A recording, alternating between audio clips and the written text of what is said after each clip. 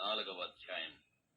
యేసు దేవాలయము నుండి బయలుదేరి వెళ్ళుచుండగా ఆయన శిష్యులు ఆ దేవాలయపు కట్టడములు ఆయనకు చూపించవచ్చి, అందుకాయన, మీరు ఇవన్నీ చూచుచున్నారు కదా, రాతి మీద రాయి ఒకటి అయినను ఇక్కడ నిలిచి ఉండకుండా పడద్రోయబడునని మీతో నిశ్చయముగా చెప్పుచున్నానని వారితో అనెను.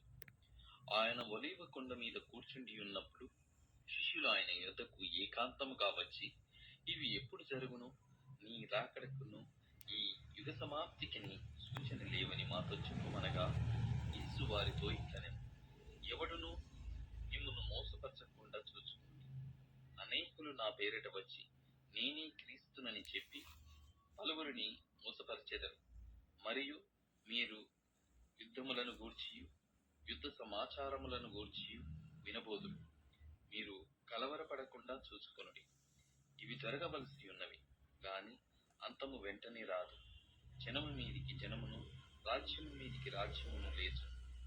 అక్కడక్కడ కరువులను, భూకంపములను కలుగును. ఇవన్నీ వేదనలకు ప్రారంభము. అప్పుడు జనులు మిమ్మును శ్రమల పాలు చేసి చంపెదరు. మీరు నా నామము నిమిత్తము సకల జనముల చేత ద్వేషింపబడుదురు. అనేకులకు అభ్యంతరపడి ఒకరికొకడు అప్పగించి ఒకరినొకడు ద్వేషింతురు. అనేకులైన అబద్ధ ప్రవక్తలు వచ్చి పలువురిని మోసపరిచెదరు. అక్రమము విస్తరించుట చేత అనేకుల ప్రేమ చల్లారను. అంతము వరకు సహించువాడెవడో వాడే రక్షింపబడును. మరియు ఈ రాజ్య సువార్త సకల జనములకు సాక్ష్యార్థమై లోకమందంతటను ప్రకటింపబడు. అటు తరువాత అంతము వచ్చును. కాబట్టి ప్రవక్త అయిన దానియేలు ద్వారా చెప్పబడిన నాశనకరమైన హేయ వస్తువు పరిశుద్ధ స్థలమందు నిలుచుట మీరు చూడగానే చదువువాడు గ్రహించుగాక. యూదయలో ఉండువారు కొండలకు పారిపోవలెను. మిద్దె మీద ఉండువాడు తన ఇంటిలో నుండి ఏదైనాను తీసుకుని పోవుటకు దిగకూడదు. పొలములో ఉండువాడు తన బట్టలు తీసుకుని పోవుటకు ఇంటికి రాకూడదు. అయ్యో, ఆ దినములలో గర్భిణీలకును పాలిచ్చు వారికి శ్రమ. అప్పుడు మహాశ్రమ కలుగును గనక మీరు పారిపోవుట చలికాలమందైనను విశ్రాంతి దినమందైనను సంభవింపకుండవలెనని ప్రార్థించుడి. లోకారంభము నుండి ఇప్పటి వరకును అట్టి శ్రమ కలగలేదు, ఇక ఎప్పుడును కలగబోదు. ఆ దినములు తక్కువ చేయబడకపోయిన ఎడల ఏ శరీరియు తప్పించుకొనడు. ఏర్పరచబడిన వారి నిమిత్తం ఆ దినములు తక్కువ చేయబడును. ఆ కాలమందు ఎవడైనను, ఇదిగో క్రీస్తు ఇక్కడ ఉన్నాడు, అక్కడ ఉన్నాడు అని చెప్పిన ఎడల నమ్మకుడి. అబద్ధపు క్రీస్తులను, అబద్ధపు ప్రవక్తలను వచ్చి సాధ్యమైతే ఏర్పరచబడిన వారిని సహితము మోసపరచుటకై గొప్ప సూచక క్రియలను, మహత్కార్యములను కనపరచెదరు. ఇదిగో ముందుగా నేను మీతో చెప్పి ఉన్నాను. కాబట్టి ఎవరైనను ఇదిగో అరణ్యములో ఉన్నాడని మీతో చెప్పినను వెళ్ళకుడి. ఇదిగో లోపలి గడియలో ఉన్నాడని చెప్పినను నమ్మకుడి. మెరుపు తూర్పున పుట్టి పడమటి వరకు ఎలాగూ కనబడదో అలాగే మనిషి కుమారుని రాకడయుండును. ఈనుగ ఎక్కడ ఉన్నదో అక్కడ గద్దెలు ఊగవును. ఆ దినముల శ్రమ ముగిసిన వెంటనే చీకటి సూర్యుని కమ్మును, చంద్రుడు కాంతిని ఇయ్యడు, ఆకాశము నుండి నక్షత్రములు రాలును, ఆకాశమందలి శక్తులు కదిలింపబడును. అప్పుడు మనిషి కుమారుని సూచన ఆకాశమందు కనబడును. అప్పుడు మనిషి కుమారుడు ప్రభావముతోనూ మహామహిమతోనూ ఆకాశ మేఘారూఢుడై వచ్చుట చూచి భూమి మీదున్న సకల గోత్రముల వారు రొమ్ము కొట్టుకొంతురు. మరియు ఆయన గొప్ప బూరతో తన దూతలను పంపును.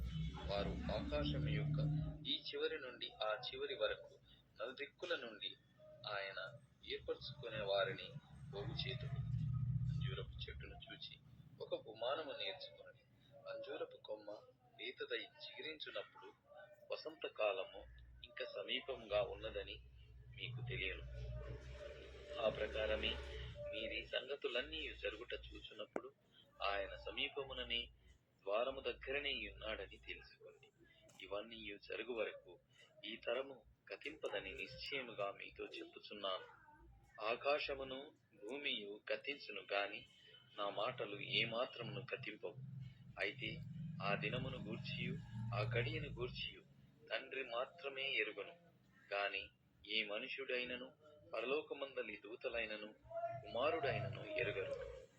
నోహవు దినములు ఎలాగుండెనో మనుష్య కుమారుని రాకడయును అలాగే యుండును. జలప్రళయమునకు ముందటి దినములలో నోహవు ఓడలోనికి వెళ్ళిన దినము వరకు వారు తినుచు త్రాగుచు పెళ్లి చేసుకొనుచు పెళ్లికిచ్చుచు నుండి జలప్రళయము వచ్చి అందరినీ కొట్టుకొని పోవు వరకు ఎరగకపోయి, అలాగుననే మనిషి కుమారుని రాకడ ఉండును. ఆ కాలమున ఇద్దరు పొలములో ఉందురు, ఒకడు తీసుకొని పోబడును, ఒకడు విడిచిపెట్టబడును. ఇద్దరు స్త్రీలు తిరుగలి విసరుచుందురు, ఒకటి తీసుకొని పోబడును, ఒకటి విడిచిపెట్టబడును.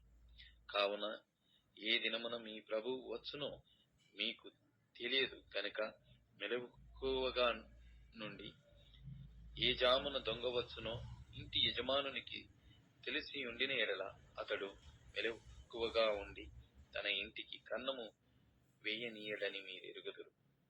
మీరనుకొనని గడియలో మనుష్య కుమారుడు వచ్చును గనకనే మీరును సిద్ధముగా ఉండుడి.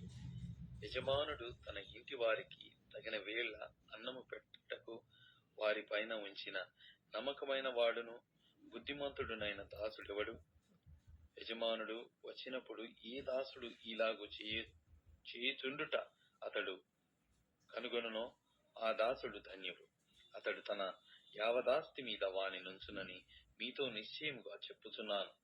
అయితే దుష్టుడైన ఒక దాసుడు నా యజమానుడు ఆలస్యము చేయుచున్నాడని తన మనసులో అనుకొని తన తోడి దాసులను కొట్ట మొదలు పెట్టి త్రాగుబోతులతో తినుచు త్రాగుచునుంటే, ఆ దాసుడు కనిపెట్టని దినములలోను వాడనుకొనని గడియలోను వాని యజమానుడు వచ్చి వానిని నరికించి వేషధారులతో కూడా వానికి పాలు నియమించు.